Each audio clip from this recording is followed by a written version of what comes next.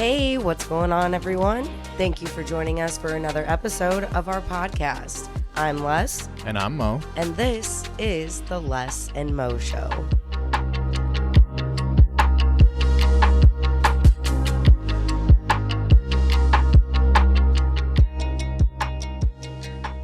Hello, and welcome back, guys. This is our season finale. I can't even believe it. This is absolutely crazy that we are done with season 1 already.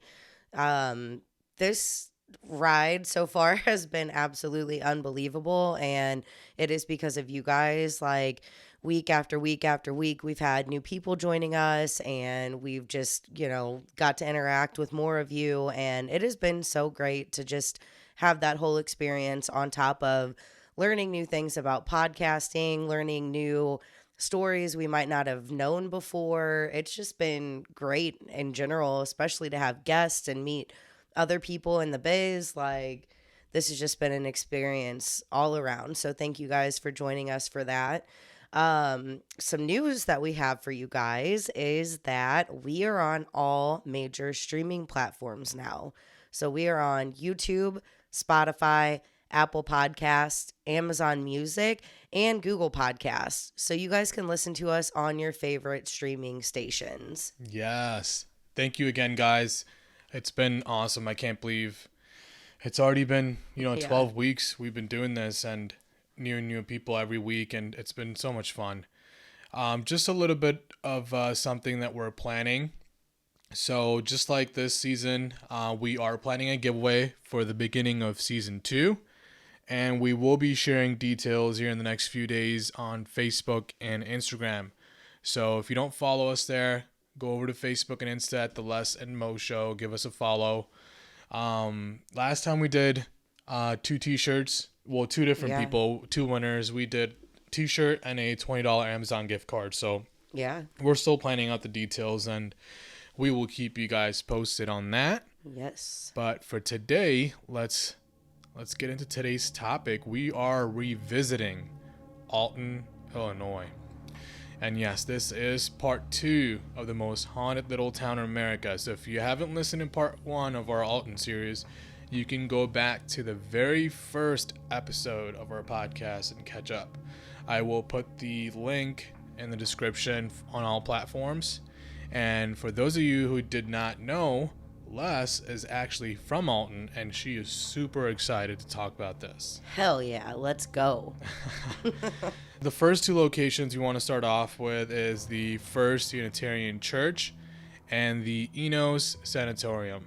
And you can't talk about one without the other because they both basically sit on what's known as Alton's Haunted Hill. First, let's explore the First Unitarian Church. So you'd think a church would basically be a holy ground that was exempt from the paranormal, but this church proves that hauntings can occur anywhere. Located at 110 East 3rd Street on the top of a hill, a structure of mystery and many haunted stories. The first building on that same land was a Catholic church called St. Matthew's, and that church later burned down. The Unitarians would purchase the land where St. Matthew's once sat in 1854. Soon after the purchase, the construction began to build the new Unitarian Church.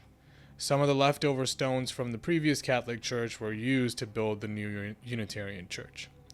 It is said that secret passages were built on the lower levels of the structure, and that they were used in the Underground Railroad. Alton supported the abolition of slavery, and that is why many locations in Alton were stops on the Underground Railroad. In the early 1900s, the Unitarian Church would burn down just like the Catholic Church before it. In 1905, however, the church would be rebuilt and service would continue on for the Unitarians. The fires were only some of the many strange and tragic happenings in the building. In 1928, a quiet and shy man named Philip Mercer would move to Alton, becoming the minister of the First Unitarian Church. Mercer was liked by his congregation and the townsfolk, but he would kind of keep to himself. 6 years later, at 48 years old, Mercer was still the minister, but would go missing for a few days. On Tuesday the following week, Mercer's body was discovered by James D. McKinney, a member of the congregation. McKinney was also the person who had housed Mercer for 5 or 6 years that he had lived in Alton.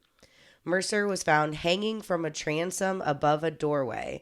And basically, a transom is like an area of glass above a door frame. So sometimes they look like stained glass, sometimes they're just clear glass windows above a door frame, but he was hanging from that frame of that transom.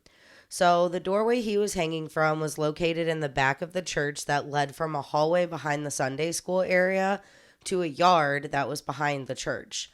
No farewell note was ever discovered in the church or in his residence, leaving a lot of people in Alton wondering what had happened. Mercer's family in England would state that he was most likely a victim of a nervous breakdown, also stating that they had been worried about his health for the 6 years that he was an Alton resident. Deputy Coroner Clunk would say that Mercer had hung himself with a newly purchased sash cord after leaping from a chair that was found near his body. His neck was broken ultimately, and that's what would kill him. The coroner would tell police that it was likely that Mercer had taken his life 24 hours before the discovery. Lights in the Sunday school area were discovered burning still, and this is what helped the coroner determine the time of death. The hauntings surrounding the church would start not too long after Mercer's death. People claimed to have seen the spirit of the man roaming the church. Other accounts would claim to see dark figures and the feeling of being touched. There are also countless occurrences of people feeling overwhelmed with negative emotions unexpectedly. A dark spirit seems to roam the basement of the church and has been known to leave visitors uneasy. It has even led to some people leaving out of fear. Some pretty convincing pictures have also come to light showing figures of children, dark energies, and orbs. The idea that the Underground Railroad ran beneath the church also leaves some wondering if any of the spirits could be those of escaped slaves. That's interesting. I mean, that is definitely a possibility. Yes. And I mean, you can just imagine the situation back in the day, all the negative energy, slaves and people with suffering from anxiety, not wanting to be caught and going back to where they came from. Yeah. That is definitely a possibility. Well, and like we had discussed in episode 1, there was so much tragedy and sickness and just death that had been all over Alton, even up until this point. I mean, Philip Mercer didn't move to Alton until, 1928? So I feel like Alton already had this bad energy, the spirits, these hauntings going on before he got there. And it's not like there were tons of deaths or anything like that, at least not that we know of, when the Catholic Church burned down or when the Unitarian burnt down for a second time.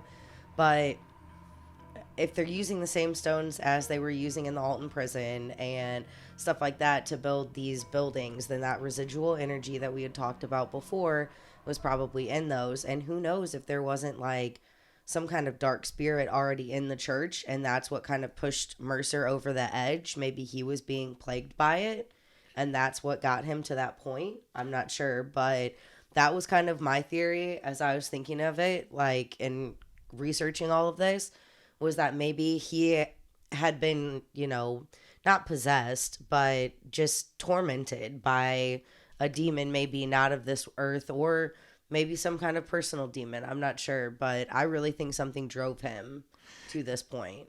And we actually talked about it in the last episode we did on Alton.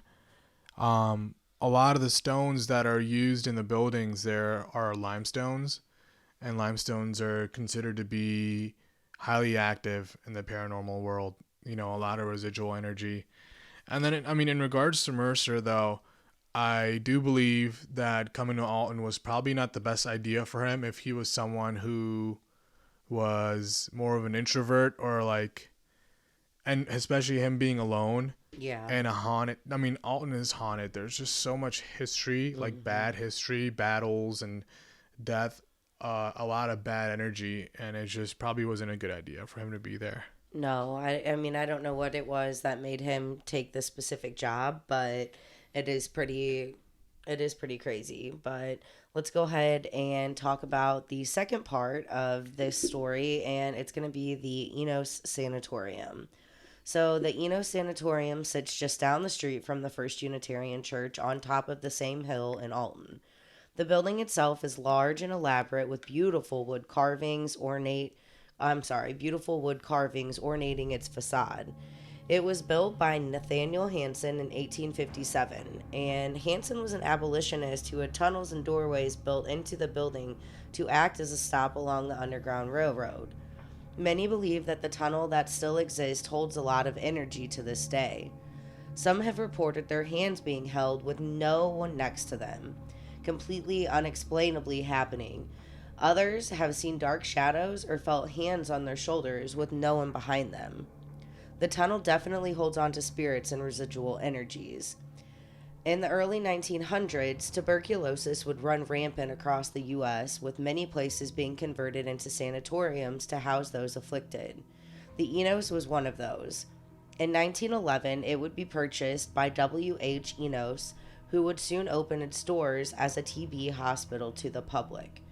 In those times, there was no cure for this disease. Like we talked about in part 1, the best treatment was for the fresh air and food. However, the windows to the building were often kept open in the winter, sometimes causing snow to fall onto the patients' beds, potentially making their conditions even worse. So, with all the history, death, sadness, and sickness, it's easy to believe that spirits would be present today. The building is used for apartments to this day, and the stories of the hauntings and ghost sightings live on through the tenants and townspeople. Wow. Yeah. I mean, it's not a good time, man. No. I mean, we talked about it in our first episode. Again, just like this is 100 years in since the town was founded, and it's just one after the other. It's just different things, different occurrences and events where tragedy just shows up. Yeah. It is crazy how Alton has been plagued by so much sadness. And one of the things that was interesting about the Enos is that the tunnel underneath it is still exactly how it was back in the day. They didn't fix it up. They didn't do anything. You can still go down there and see it. I actually saw a video from this guy on Reddit who had gone down there, and it's super creepy. It's got a really creepy vibe to it, and it's like dark and dank, and there's like, cobwebs and dust floating through the air and stuff, and it's definitely got that vibe of being haunted. I feel like there's a really crazy mixture of maybe natural like ingredients in Alton with the river, the water, and then the limestones and the bluffs that they have out there. Yeah. There's a mixture of like natural elements that maybe just attracts the spirits to just stay there. Yeah, it's like the perfect mix, the perfect storm. But if you guys haven't listened to episode 1 yet, you definitely need to go back and check that out, because it really dives into like the beginning, the 1800s, the beginning of Alton, what really sets this town apart as like a creepy place in the U.S. I mean, it didn't get the name the most haunted little town in America for no reason. Like, there's so much to it. I mean, it's in the Midwest. All horror movies are based in the Midwest. Oh my gosh. In Illinois, and but it's still a very historical and beautiful town. I mean, there's still a lot of people that live out there. It's a nice place to live if you're like in the St. Louis area or down the street in Grafton. But it's historic, man. A lot of history. It is. And a lot of stuff is still original. Like, they still have the brick roads and some of the places, the hills that were there originally. They didn't flatten things out. They have all of that still. It's some very, casinos, very cool. Yeah, those buildings are still there. Even some old shops that really aren't known as haunted buildings in the area are still original to the time. But for this, the Enos, I did want to ask you, I have a theory with the tunnel.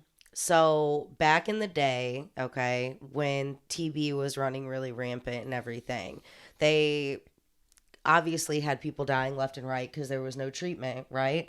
So go with me on this. Do you think that they would transport the dead bodies through the tunnels, through the town, to get them out without exposing everybody to it? Oh yeah.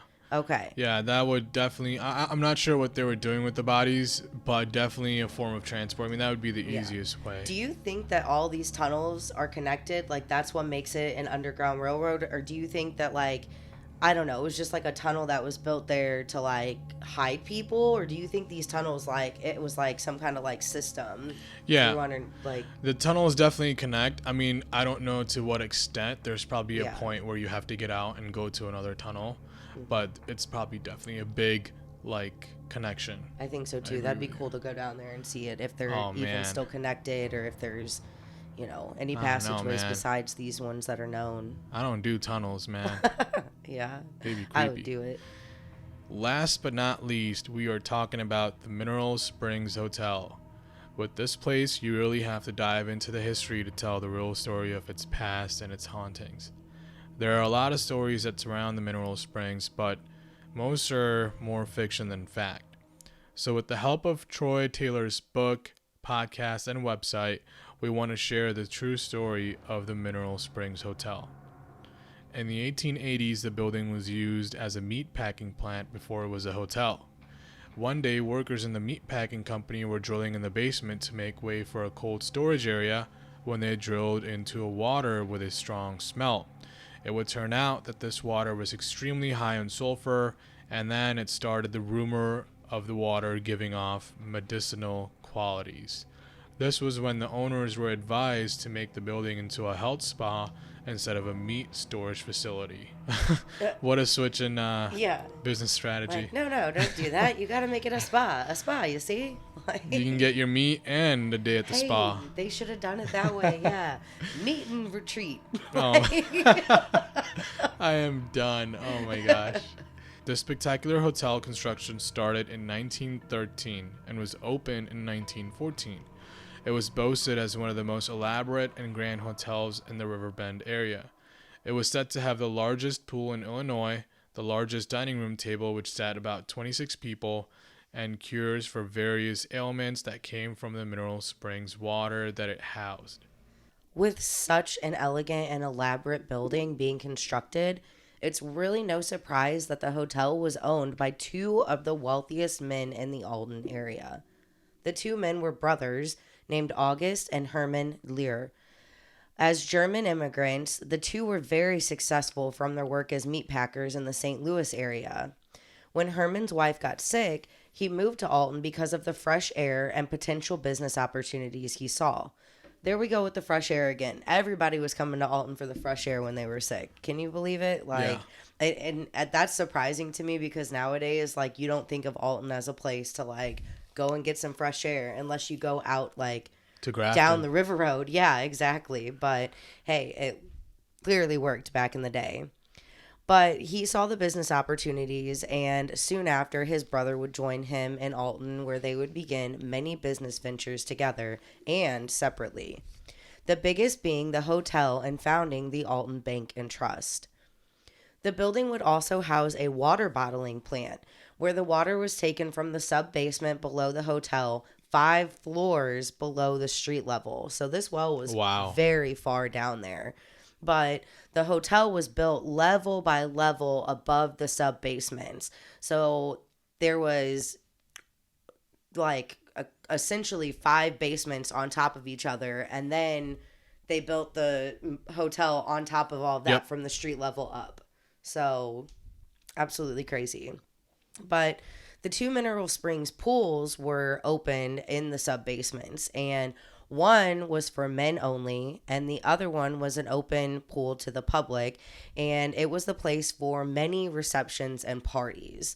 The hotel became a huge success because of the lure from the pools.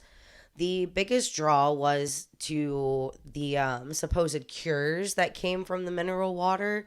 A man referred to as Doc Furlong would organize like hydrotherapy baths where he was questionable to say the least, but it seemed like guests always went away happy from this experience. It's also said that roughly 3,000 people visited the hotel in its first year alone. So the hype surrounding this magical water was definitely real, and the water was actually said to be as good as the mineral springs in Arkansas. So that's a lot of people coming to visit. That's a lot of bottles of water to be sent out. And that's just a very, very busy first year. Yeah. So Crazy. really quickly, I was just looking up sulfur water, and it says taking a bath in this water basically, in quote, helps you with ageless beauty and relief from aches and pains. So that's what I'm doing wrong. Every time my knee hurts after basketball, now I'm going to take a bath in sulfur water. Smart. That's crazy. We need to just move to Alton and I can go there and do that all the time. But it can lead to dehydration. Oh. Wow. That's crazy. Side effects. So during their booming hotel business, they were also having success with their water bottling company, shipping bottles as far as New Orleans, Louisiana. In 1914 alone, they were selling upwards of 100 bottles per week, but that would increase to 350 weekly. The fame of the hotel would grow over the next decade, causing the expansion of the hotel. It would host the actress of the time, Marie Dressler, and an orchestra that played every Sunday evening for dinner. August Lure would sell the hotel in 1926, and it would continue to thrive for several decades, but eventually would start to lose its fascinating facade in the 1960s. Eventually, guests and health fanatics would stop showing up and visiting as well. Guests to the hotel would end up being people mostly passing through the town who paid on a weekly and sometimes a monthly rate. But by 1971, the hotel was closed for good and condemned because it was just deteriorating so badly that, they didn't want people going in there. Yeah, it's not safe. However, in 1978, the building was saved by Roger Schubert, who would go on to develop the building into an antique mall where shops and restaurants would begin opening. This is when the stories of hauntings would really begin. It's so weird how with certain locations, like in episode 1, the McPike Mansion, Yeah. it was so many different things. It was a hostel at one point, right? It was like a boarding house. At one point. First it was the McPikes, then the boarding house. A school at one point. And then it's all okay, and then all of a sudden it changes from one thing to another, and then that's when the occurrences start. Like, just like the hotel. It was, all of this, and now that it's a mall, this is when the hauntings start. Do you think there's a reason for that? Like, what do you theorize with that?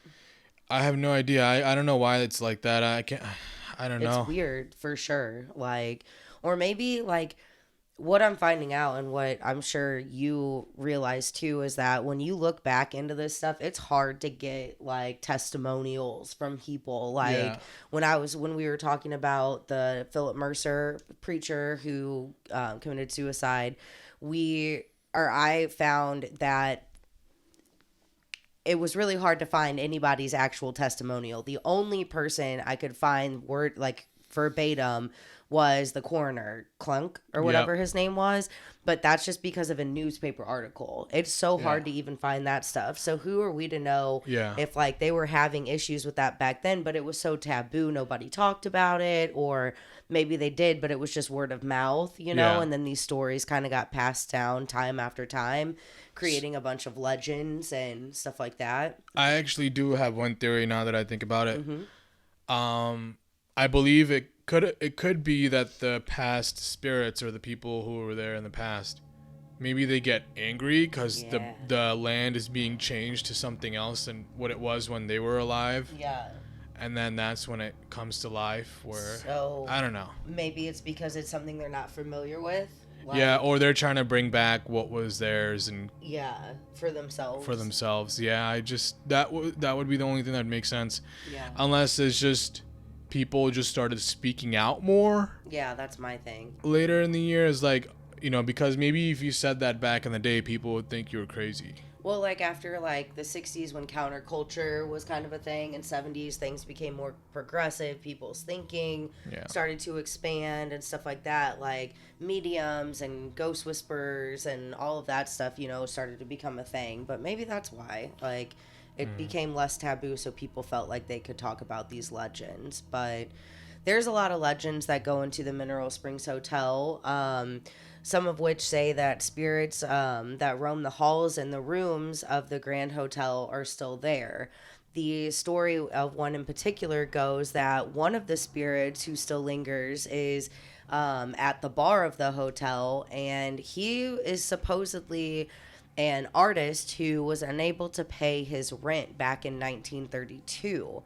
The bar had been deconstructed to this at this point, and there isn't anything really left behind besides a mural that the artist supposedly was allowed to paint in exchange for free rent since he couldn't pay it. Oh, wow. Yeah, so he would end up passing away before he completed it, and it said that his spirit remains today in the building because he hasn't completed it yet.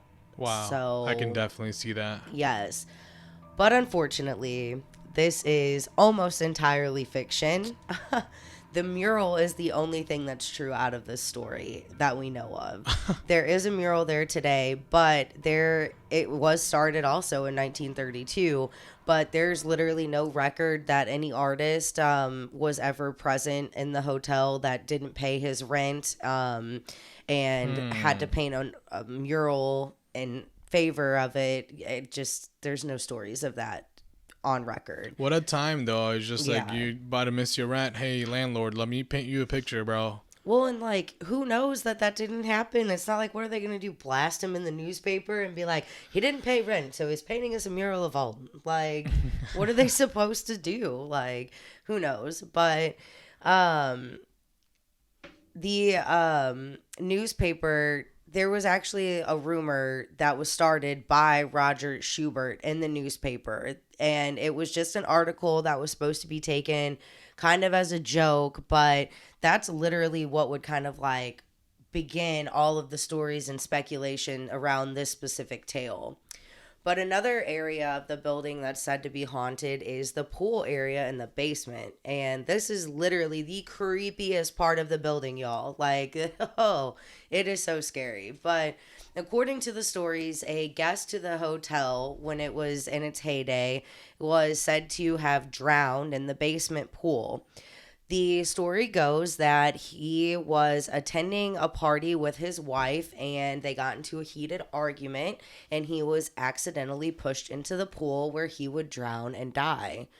It's also said that his ghost can be seen next to the pool and even in the lower floors of the sub-basements, and he's always angry and dressed in his Sunday's best, including a top hat, but very menacing and angry and a very heavy spirit. So the legend has it he's awaiting the death of his wife and for her spirit to arrive at the hotel so he can exact his revenge on her. Wow. Wild, right? A lot of legends. I mean, I feel like that's one of the most interesting things about Alton is that there are so many different legends Yeah. and famous spirits. That's one that I grew up with. That one right there. Like, I had heard that when I was a kid and that stuck with me growing up. So this one is for sure a bigger one of the two, but I had never heard the artist one before and I've never seen that mural either. So this story is also more fiction than fact, as it could Dang. never be proven anywhere. The claims of encounters with the ghost couldn't be substantiated by anyone. It just seemed as if the people needed to have some sort of explanation as to why the stories exist. This is yet another case of folktown lore. Although the stories of death at the hotel could never be proven, there are plenty of witnesses to strange occurrences in the hotel. Many have heard footsteps, seen shadows, full-body apparitions, and wet footprints coming from the pool. It isn't known for sure who they are or where these spirits come from. There's only one theory that makes a lot of sense. The fact that the water seems to attract spirits is what most people tend to believe is the cause for the hauntings. There are many other legends and hauntings that surround Alton, but for now, this is where we will leave off. Yes. So creepy, man. Three So creepy. creepy, haunted buildings, maybe, potentially. We're gonna be driving through Alton in like a month or two. Yeah. I I think what we need to do is make a plan for sure to go on like the real haunted Alton tour, because I'm sure that they can shed a lot more light on things. And then you can also go into the locations that I don't have access to. Like I can take you to any of the like open public haunted areas, but I think we need to go on a tour and see these places for real. That's gonna be a no for me, dog. Okay, Randy. Why not? Dude, that shit is creepy. Are you scared? Yeah, that is creepy. Well, I mean, that's I'll fine. talk about this all day long, but I don't want nothing following me. I'm gonna Nah, have I'm to just go. kidding. I mean, I'll go. I just don't want to go at night like last time. Well, what if we're with a group of people? Because the tour Yeah. you got like 20 people. So does that make you feel a little bit No, better? I mean, no, I'm fine with it either way. But it's just, yeah, that whole town. I mean, it's a beautiful place when you drive up to it. Yeah. I've had a crazy experience in Alton once. I remember we were driving to Fast Eddie's, and Fast Eddie's is this very popular restaurant out there. Yes. Was it on Diners, Drive-ins and Dines? I'm One of pretty those. sure. Yeah, it was on one of those. It's been on multiple of those shows, and a music video has been shot there. So.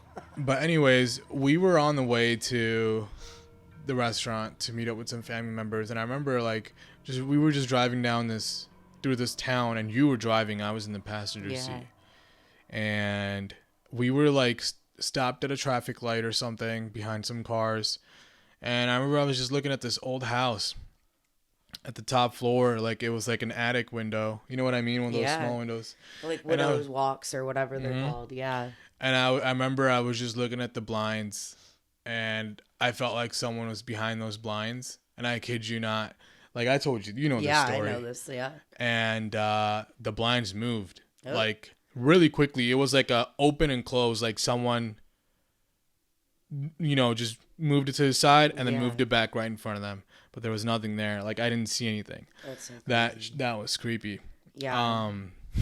I don't doubt that one bit though, because Alton, there is just something different about Alton and its energy and its look and its feel and its everything. Like it is just, I mean, with a place that's so rooted in America's history like that, how could it not be so overwhelmingly haunted and have so many spirits and energies trapped in it? Like it's like a breeding ground for all of that stuff. And as things continue to happen throughout time, maybe more and more spirits will be in that area and it'll get even more of a haunted feeling. Who knows? Like I will say though, it's one of the best places to spend Halloween. Yes. Especially down in Grafton, like during Halloween, they do like the witches walk the street or something like that. Witches walk. Yeah. Yeah, everyone's like dressed as witches, or people are just dressed in costumes in general.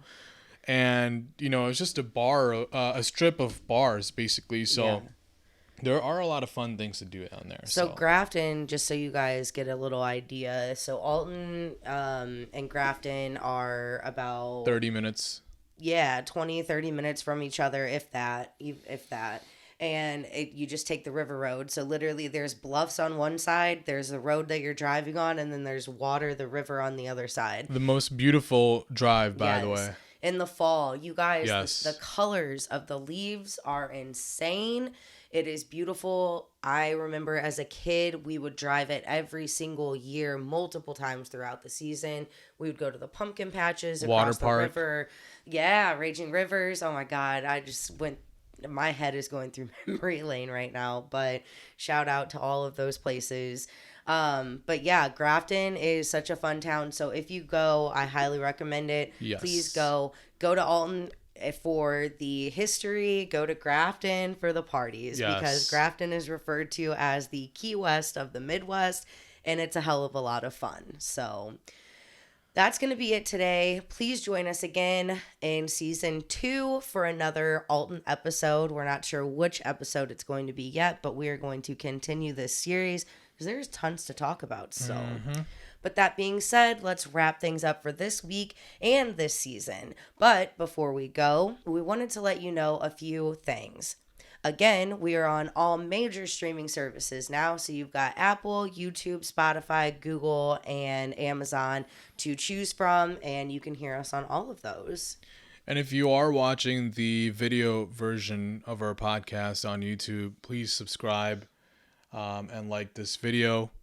And if you're on any of the platforms listening, please give us a rating and follow our podcast. Also, another announcement, just a reminder, for the beginning of season 2, we will be doing a giveaway. There is no episode next week, so the first episode of season 2 will be on April 14th. And that is when we will announce the winners for the giveaway. So there's about a 2-week period for you guys to enter to win this giveaway. And we will announce more details on Facebook and Instagram this coming weekend. So keep an eye on that and follow us on our social media, guys, at The Les and Mo Show. With that being said, The more you know, the less you fear. So tune in next week right back here.